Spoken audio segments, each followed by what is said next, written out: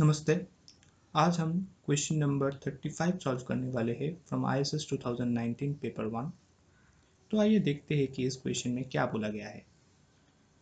The round off error to the second decimal place has the uniform distribution on -0.05 to 0.05. Then what is the probability that the absolute error in the sum of 1000 numbers is less than 2? Okay. तो यहाँ पर अगर हम round off error को xi से denote करेंगे तो xi is following uniform -0.05 to 0.05। Okay, तो xi फॉलो करेगा यूनिफॉर्म -0.05 to 0.05। ये हमें क्वेश्चन में बोला गया है। तो expected value of xi will be 0, as we know that the uniform distribution mean is a plus b by 2 here and here a is this and b is this, therefore this results in 0. Now variance of xi is equals to b minus a whole square divided by 12. तो यहाँ पर b minus a whole square का मतलब होता है 0.05 plus 0.05 whole square divided by 12, which results in 0.1 whole square divided by 12. Okay, and 0.1 whole square का मतलब है 1 by 100, therefore this results in 1 by 1200.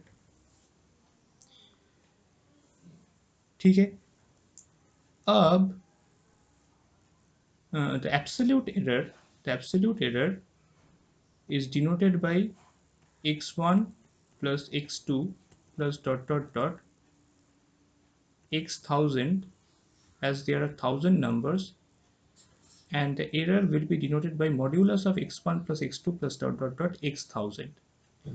Now this absolute error is less than 2. We need to find the probability of this event. Okay, तो हमें यहाँ पर पूछा गया है कि अगर 1000 नंबर्स का जो एब्सोल्यूट एरर है वो लेस देन 2 होगा, इसका प्रोबेबिलिटी क्या है।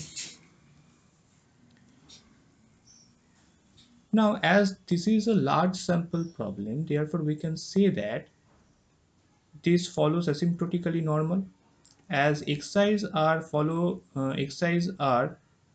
uh, following uniform distribution with mean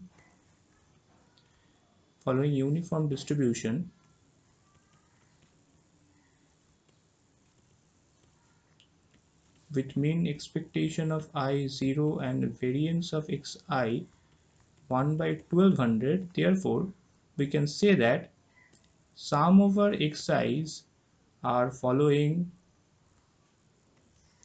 asymptotically normal, expectation of sum over xi and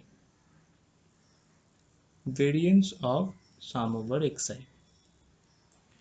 Okay, as this is a large sample problem, क्योंकि यहाँ पर हमें जैसे कि बोला गया 1000 नंबर्स, तो यहाँ पर हम इसको एक लार्ज सैंपल प्रॉब्लम की तरह ट्रीट कर सकते हैं। अब हमें expectation of sum over xi ये निकालना है। Expectation of sum over xi can be written as sum over expectation of xi, and expectation of xi is 0, therefore this results in 0. Now variance of sum over xi is equals to also sum over variance of xi's, as xi's are independent. So the covariance terms vanishes, therefore variance of sum over xi's results in 1000 multiplied by 1 by 1200. तो ये आएगा 1 by 1.2। ठीक, तो अब हम कह सकते हैं कि sum over xi following asymptotically normal 0, 1 by 1.2. Therefore, the probability that sum over modulus of sum over xi is less than 2, it is basically equals to probability, यहाँ पर हम sum over xi को एक नाम दे देते हैं जो है y. Therefore, this probability reduces to modulus of y less than 2. ठीक है. अब probability modulus of y divided by minus 0 divided by 1 by 1.2 root over 1 by 1.2 is less than 2 by root over 1 by 1.2. ठीक है. तो अब ये modulus of z less than 2 by root over 1 by 1.2 होता है, and this results in probability of modulus of z less than 2.19. ठीक है. तो अब हम लिख सकते हैं कि z is in between minus 2.19 to 2.19, which results in probability of z less than 2.19 minus probability of z less than minus 2.19. ठीक है. And this results in capital phi of 2.19 minus capital phi of minus 2.19,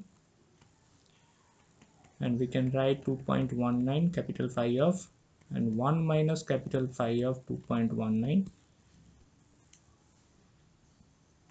Therefore 2 multiplied by capital phi of 2.19 minus 1, and this results in 2 multiplied by 0.985 minus 1, क्योंकि हमें capital phi का जो value है वो दिया गया है जो कि 0.985 है.